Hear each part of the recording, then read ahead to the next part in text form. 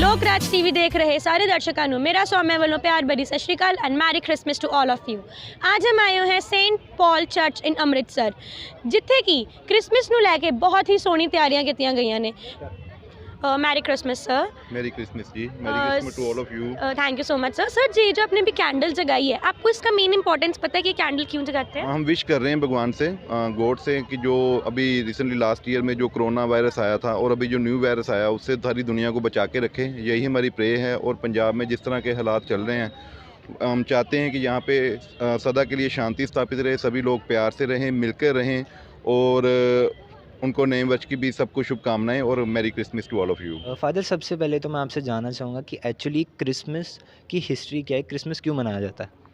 Christmas actually इसलिए मनाया जाता है क्योंकि ये विश्वास किया जाता है, एक ट्रेडिशन है कि 25 तारीख को यीशु मसीह का जन्मदिन हुआ और उस दिन वो अपने स्वर्ग को छोड़कर मनुष्य का रूप लेकर एक चरनी में छोटे बच्चे के रूप में मरियम और यूसुफ के घर में आ सके।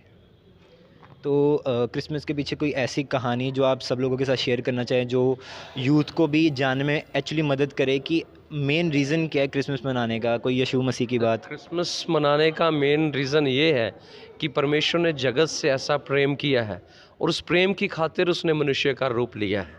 और वो प्रेम इसलिए क्योंकि जब सारी दुनिया पाप के कारण परमेश्वर से दूर हो रही थी, परमेश्वर से देखा नहीं गया, और उसने मनुष्य का रूप लिया और पृथ्वी पर आ गया एक मनुष्य बनकर, ताकि मनुष्य को के लिए अपनी जान को दे सकें। इसलिए वो उसने जो है जन्म लिया और उसके जन्मदिन को हम क्रिसमस के रूप में मनाते हैं। तो एक बारी मैं आपसे रिक्वेस्ट करूँगा कि प्लीज़ जब वो ये दुनिया छोड़ के स्वर्ग के लिए गए, उसके पीछे क्या कहानी है, अगर आप वो बता सकें। हम ये विश्वास करते हैं और बाइबल इस चीज़ को प्रमाणित करती है कि यीशु मसीह जब क्रूस पर मारे गए, वो फिर गाड़े गए और तीसरे दिन जी उठे, और वो पूरी तरीके से जी उठे, मीन्स फ्लैश में वो जी उठे, और वो यहाँ तक 40 दिन इस दुनिया में रहे, और उसके बाद वो जीवित आसमान पर उठा लिए गए। और उन्होंने जाते जाते ये कहा कि जैसे तुम लोग मुझे जाते हुए देख रहे हैं, वैसे मैं दोबारा वापस आऊँगा ताकि अपने लोगों को अपने साथ लेकर जा सकूँ।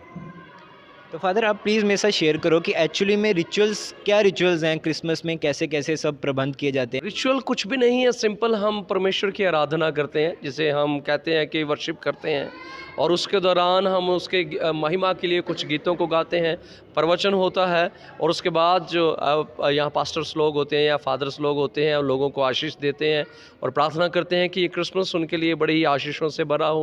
देश के लिए दुआ करते हैं, अमन और शांति के लिए दुआ करते हैं कि प्रभु जब नया साल चढ़ने वाला है, ये नया साल हमारे देश के लिए बड़े अमन और शांति का हो, खुशहाली का हो।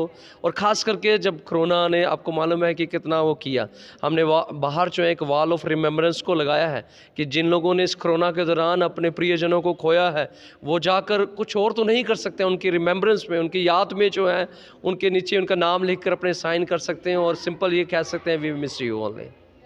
ये बहुत अच्छा स्टेप लिया आप लोगों ने। सिक्योरिटी के बारे में आप क्या कहना चाहेंगे कि प्रॉपर सिक्योरिटी, जैसे मैंने बाहर भी देखा कि प्रॉपर सिक्योरिटी लगाई गई है पंजाब सरकार के द्वारा? मैं प्रशासन का धन्यवाद देना चाहता हूं कि जिन्होंने सिक्योरिटी को मद्देनज़र रखते हुए बड़ा ही अच्छा इंतज़ाम हमारे गेट पर किया है। एक मेन गेट को खोल के रखा है ताकि उसके द्वारा उसमें वो सभी को चेक करके अंदर भेज सकें और किसी भी व्हीकल को भी वो अंदर नहीं आने दे रहे हैं। So I want to thank the Punjab government. Thank you so much father. Welcome sir, welcome, may God bless you.